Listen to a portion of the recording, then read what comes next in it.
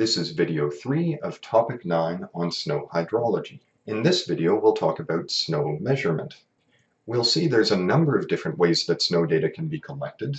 We'll look first at snowfall data that are collected on the ground, and they can be collected using a simple ruler, or a snow board, or a snow pillow, which measures the weight of the snow above it. There are non-recording gauges that can be used. So these are the Meteorological Service of Canada snow gauge with a Knifer shield, or the USSR Tretyakov gauge. Both of these are developed to reduce wind effects. And these can be read daily, monthly, or even seasonally. And if we only read them seasonally, then of course we've seen about sublimation and other things, so we need antifreeze and evaporation suppressants. We can also use recording gauges. So this would be, for example, the Fisher-Porter and Universal gauges. These readings are based on weight of snow or on tipping buckets that transmit readings via satellite. So for these, again, you need antifreeze and heating to turn the snow into liquid water that can then be used in the tipping bucket.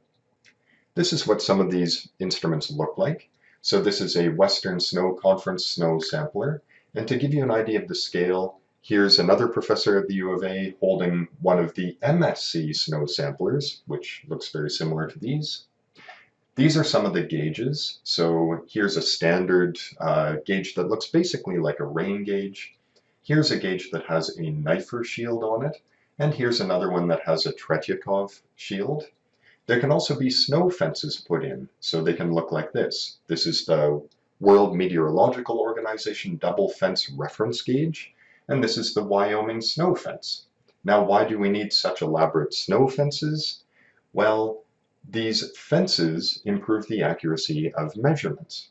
And so a WMO double fence intercomparison test gave the mean catch for this Wyoming snow fence as 89% of the total snowfall, and for the Tretyakov, which is up here, about 60%, so a 30% difference.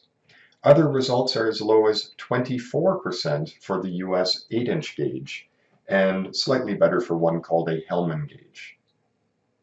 Ground measurements can also come from things called snow courses. A snow course is a demarcated area from which snow depth is measured periodically. These are typically about 1,000 feet long in meadows to minimize wind effects. Okay, and so here's a snow course here. Usually we'll have 3 to 8 samples that are taken over the course of a season, and then they're averaged to find the snow depth and the snow water equivalent for that snow course. Okay, so you'll take in one place, another place, and you'll do that on many occasions, up to 8 different visits per year. And these are becoming less common with the increase of remote sensing and other approaches. Now, the western provinces of Alberta and British Columbia, as well as Yukon, collect automated as well as manual data. The manual data would be from those snow courses, whereas the automated ones will come from stations that look a little bit like this.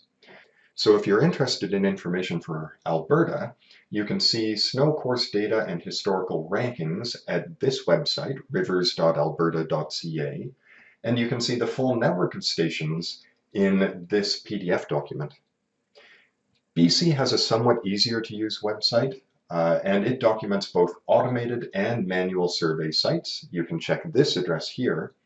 They'll tell you that the automated snow weather stations measure snow water equivalent, or SWE, snow depth, or SD, the cumulative precipitation, and ambient temperatures.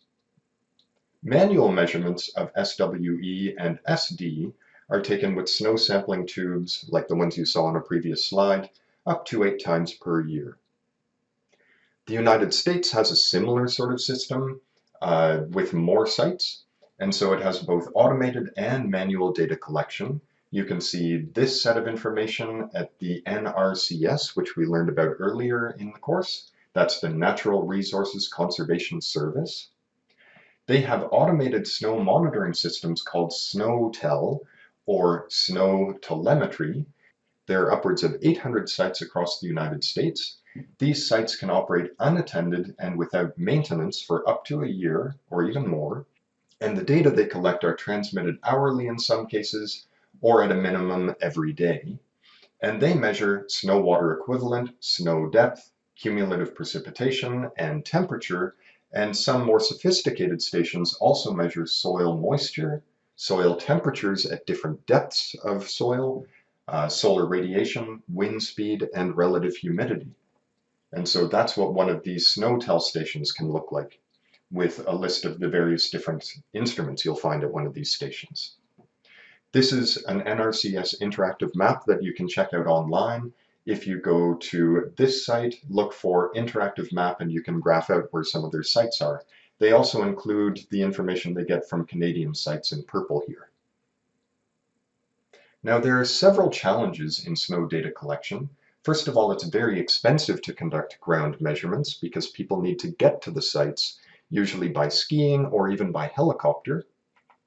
The environment is very harsh in remote areas, and so more than 70% of the snow may actually accumulate above the elevation of snow gauging stations. This means that there are problems for determining regional scale snow cover area and snow water equivalent, because we're actually not measuring the places where we get most of the snow. And even shielded snow gauges suffer from undercatch, as we saw again on a previous slide, especially in windy conditions. And so gauges may therefore underestimate snowfall by between 20 and 50% or more. You can correct them using adjustment coefficients, but you need to know which coefficient to use.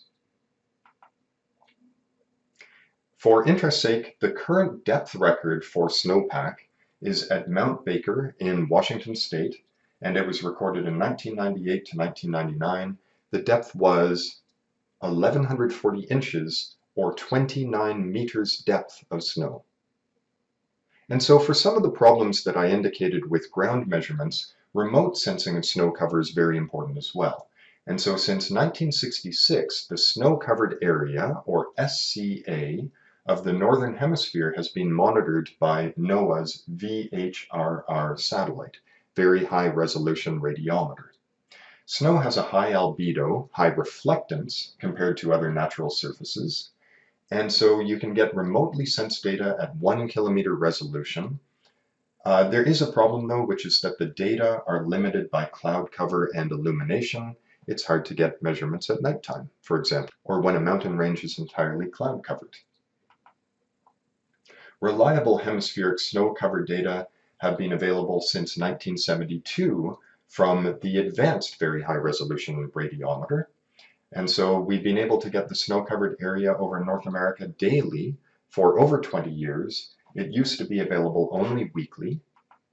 And aerial surveys are also possible for gathering snow water equivalent data. We know that the snowpack attenuates gamma radiation signals, and so I'll talk about that on the next slides. However, because these are aerial surveys flown by airplanes, the data are less readily available than satellite data. So here is one of those airborne gamma ray snow surveys. Here's a plane, and what it's doing is measuring the amount of gamma radiation detected from the ground. The way it works is the snowpack attenuates gamma radiation. There are natural radioisotopes of uranium, thorium, and potassium in the soil, and so we measure an area for gamma radiation both before and after snowfall. Any difference in the radiation that we pick up is due to the snow cover. And so we can convert that gamma radiation difference into a snow water equivalent value. We can also use satellites. And so here are some of the different channels that are picked up, as well as the difference between the reflectance of clouds versus reflectance of snow. And so check this versus this range here. You'll see that snow and clouds are about equally reflective here in the visible channel range, whereas in the 1.6 micron wavelength range, clouds are very reflective and snow is not at all. Okay, so here's the visible light range, and here's where clouds reflect near infrared or shortwave infrared radiation, but snow does not. And that looks like this. So here is the NOAA 16 1.6 micrometer channel near infrared. And these are passive microwave sensors with not great resolution, between 10 and 25 kilometers. and we have roughly 40 years of records. So here is the visible channel. It's hard to tell the clouds apart from the snow, whereas with the NIR channel, you can see what snow is versus cloud. Now, Canada, as well as the United States, maps snow water equivalents from passive microwave SSMI data. This is what they look like. So here's a map of snow water equivalent. This gives the depth of snow water equivalent across the Canadian prairies. You can see in this region around Edmonton, there's very little wet snow. And so here it shows wet by using these little cyan colored diamonds. Okay, so this is January. And then 4 months later, this is what it looks like. So snow melt has begun. Okay, so this is what some satellite data look like as well. This is the end of video 3.